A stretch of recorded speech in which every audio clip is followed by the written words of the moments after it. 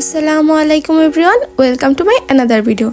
আজকের ব্লগটিতে মূলত আমার জাপানের প্রথম ঈদ কেমন কাটলো সেটা আপনাদের সাথে শেয়ার করব। ব্লগের শুরুতে আপনাদের সবাইকে জানাই ঈদ মোবারক। যারা আপনারা আমার চাঁদজাতের ব্লগটি দেখেছেন তারা সবাই জানেন আমি চাঁদজাতে একদমই ঘুমাই নাই। তার কিছুক্ষণ পরে আমাদের জামায়াতে নামাজ পড়ার কথা ছিল, তো আমি জানতাম আমি ঘুমাইলে আর উঠতে পারবো না, তো আমি একদমই ঘুমাই নাই। না ঘুমায় আমি এই যে রেডি হয়ে গেলাম সুন্দর একটা বোরকা পরে। এটা আমার খুব পছন্দের একটা বোরকা, তো ভাবলাম এই বোরকাটাই পরে যাই। তারপরে দিনের শুরুতে একটু মিষ্টি মুখ করে নিলাম। সেমাই না খেলে তার ঈদ ঈদ ফিল হয় না, তো বসে পড়লাম সেমাই খাওয়ার জন্য।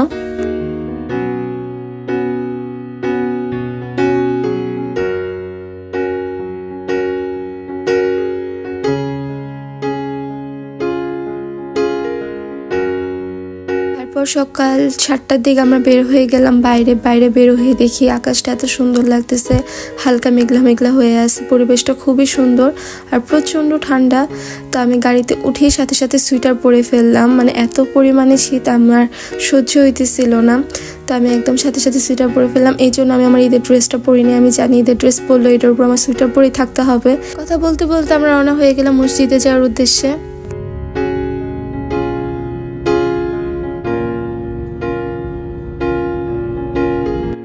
মসজিদে চলে আসছি এন্ড দেখেন এই জায়গার ভিউটা পুরো একটা ছবির মতো লাগতেছিল আমার কাছে।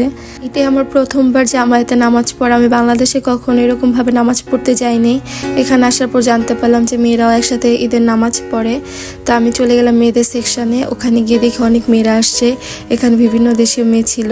এন্ড দেখেন আমার হাতের মেহেদি একটু কালার হয় না, আমি মেহেদিটা রাখতেই পারিনি। মাত্র 1 ঘন্টার মতো আমি হাতে মেহেদি রাখতে পারছিলাম, তো হালকা একটু কালার আসছে। তো আমরা সবাই এখানে একসাথে নামাজ পড়লাম। নামাজ পড়ার পর এখানে হুজুর সবাইকে খুতবা দিতেছিল, সেটা আমরা বসে বসে শুনতেছিলাম।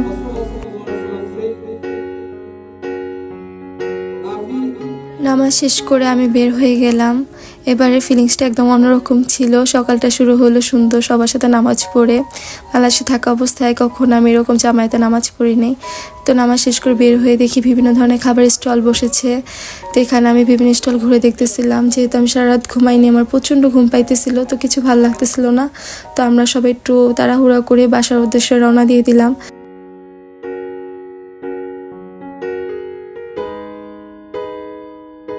সময় আমি জাস্ট বাইরের দিকে তাকাচ্ছিলাম, দেখেন কত বেশি সুন্দর লাগতেছে।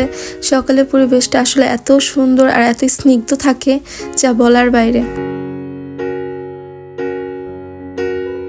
আমাদের বাসায় আসতে আসতে প্রায় 9:30 বেজে গেছিল। আমি বাসায় এসে জাস্ট বোরকাটা খুলেই সাথে সাথে শুয়ে পড়ছি ঘুমানোর জন্য। সারা রাত না ঘুমায় আমার নিজেকে পাগল পাগল মনে হইতেছিল।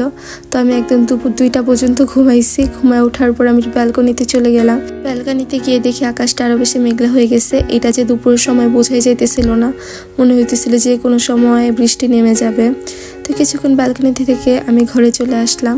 এসে দেখি আমার হাজব্যান্ড এখানে সালাদ বানাইতেছিল। আমি সকালে কিছু না খেয়ে ঘুমিয়ে গেছি, এই জন্য ভাবি আমার সাথে একটু রাগারাগি করলো। তো আমি সকালে একদমই আমার খাওয়ার মুড ছিল না। আমার জাস্ট মনে হইতেছিল আমি কখন একটু ঘুমাবো। তো ঘুমানোর পর আমার ভালো লাগতেছিল, তো এখানে এসে বসে পড়লাম খাওয়া দাওয়া করার জন্য।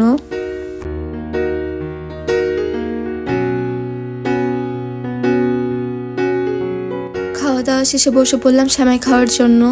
আমি একটু পরপরই সেমাই খাইতেছিলাম। আমার কাছে সেমাইয়ের টেস্টটা খুবই বেশি ভালো লাগতেছিল। আর এটাই প্রথম আমার নবাবী সেমাই ট্রাই করা। তো নবাবী সেমাইয়ের টেস্টটা আমার কাছে খুবই বেশি ভালো লাগছে। তো সেমাই খেতে খেতে আমি সবার সাথে ভিডিও কলে কথাও বলতেছিলাম, যেহেতু সকালে আমি অনেকক্ষণ ঘুমাইছি, তো কাউকে ফোন দেওয়া হয় নাই। তো সবার সাথে কথাবার্তা শেষ করে আমি চলে আসলাম আমার হাজব্যান্ডের কাছে সালামি নেওয়ার জন্য। তো এই যে আমি আমার সালামি পেয়ে গেছি। যেহেতু এটা আমার জাপানের প্রথম ঈদ, তো আমার হাজব্যান্ডের কাছে আমি একটু বেশি বেশি সালামি নিলাম। সন্ধ্যার পর আমরা সবাই রেডি হয়ে গেলাম বাইরে ঘুরতে যাওয়ার জন্য। যেহেতু ঈদের দিন কোথাও একটু ঘুরতে না গেলে তো ভালো লাগবে না। তো আমাদের সারাদিন তো কোথাও যাওয়া হয়নি, তো ভাবলাম আমরা সন্ধ্যার পরে বের হয়ে যাই। তো বাইরে বের হয়ে দেখি হালকা হালকা বৃষ্টি হইতেছে, তারপর অনেক বেশি ঠান্ডা পড়ছে। ঈদের সময় কেন এরকম হইতে হবে বলেন তো। এরপর আমরা রওনা দিয়ে দিলাম। তো আমরা রাস্তায় ডিসাইড করলাম আমরা উমিহুতারু যাব। তো সেটা হচ্ছে সমুদ্রের মাঝখানে একটা জায়গা। উমিহুতারু যাওয়ার পথে এই জায়গাটা এত বেশি সুন্দর, এখানে সব বড় বড় বিল্ডিং ছিল অ্যান্ড রাতের ভিউটা দেখেন জাস্ট কত বেশি ভালো লাগতেছে। আমি তো যাওয়ার সময় জাস্ট এই জায়গা দিকে তাকাইছিলাম। আমার কাছে মনে হইতেছিল আমি জাস্ট গাড়ি দিয়ে এই পাশটাতেই ঘুরি। এরপর আমরা উমিহুতারু যাওয়ার জন্য যে টার্নেলটা ছিল সেটার মধ্যে প্রবেশ করলাম। এইটা পুরা সমুদ্রের নিচ দিয়ে বানানো একটা রাস্তা। তো আমার কাছে খুবই ভয় লাগতেছিল, যদি কোনো দুর্ঘটনা ঘটে তাহলে তো আমরা শেষ। আর আমার সমুদ্র পানি এগুলো একটু ভয় লাগে, আমি সাঁতারও জানি না। তো আমি মনে মনে আল্লাহকে ডাকতেছিলাম অ্যান্ড এর মধ্যে আমরা চলে আসলাম। তো আমরা অ্যাক্সিলেটার দিয়ে এখন উপরে চলে যাব। উপরে উঠে আসার সাথে সাথে শীত যেন কয়েক গুণ বেড়ে গেল। এত পরিমাণে ঠান্ডা ছিল উপরটায়, যেহেতু এটা সমুদ্রের মাঝখানে একটা জায়গা, তো এখানে ঠান্ডা বাতাস থাকবে এটাই স্বাভাবিক। আমরা যত সামনে যেতেছিলাম তত ঠান্ডা বাতাস বাড়তেছিল অ্যান্ড বাতাসের গতিটা অনেক বেশি ছিল। অ্যান্ড 4-5টা সমুদ্র আমি জাস্ট দেখতেছিলাম। আমার একটু ভয় ভয়ও লাগতেছিল, যেহেতু সমুদ্র থেকে সুনামি সব কিছু উৎপন্ন হয়, যদি এমন কিছু হয় তাহলে কি হবে, আমি জাস্ট এসব উল্টাপাল্টা চিন্তা করতেছিলাম। তারপরও রাতের ভিউটা দেখতে খুব বেশি সুন্দর লাগতেছিল। ফোনে কতটুকু বোঝা যাইতেছে আমি জানি না। রাতের থেকে দিনের বেলার ভিউটা এই জায়গার বেশি সুন্দর। দিনের বেলা আসলে চারপাশটা ভালোভাবে উপভোগ করা যায়। আর আমার কাছে মনে হয় শীতের সময় থেকে গরমের সময় জায়গাটা আসার জন্য বেস্ট। এখানে যেহেতু প্রচন্ড ঠান্ডা ছিল, আমরা একদম বরফের মতো জমে যেতেছিলাম, তো এখানে বেশিক্ষণ থাকা আমাদের জন্য পসিবল হয় নাই। সেখান থেকে আমরা চলে আসলাম 7-Eleven-এ। এসে আমরা সবাই হালকা নাস্তার জন্য কিছু স্ন্যাক্স আইটেম চুজ করে নিলাম। এরপর 7-Eleven-এর সামনেই সুন্দরভাবে এখানে সোফা টোফা সেট করা বসে খাওয়ার জন্য, সেখানে বসে আমরা সবাই হালকা নাস্তা করে নিলাম।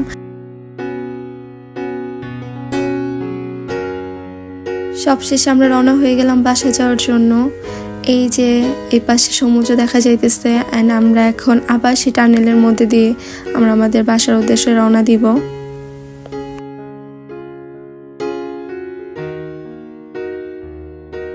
বাসায় আস্তে আস্তে আমাদের অনেক রাত হয়ে গেছিল। বাসায় এসে আমরা সাথে সাথে খাবার গরম করে নিতেছিলাম রাতে খাওয়া দাওয়া করার জন্য। আর আমার আজকের ব্লগটা এই পর্যন্তই। আলহামদুলিল্লাহ আমার জাপানের প্রথম ঈদটা খুব ভালো কেটেছে। আশা করি আপনাদের ঈদেও খুব ভালো কেটেছে। আমার ভিডিওটি ভালো লাগলে অবশ্যই আমার চ্যানেলে সাবস্ক্রাইব করবেন। আল্লাহ হাফেজ সবাইকে, সবাই ভালো থাকবেন।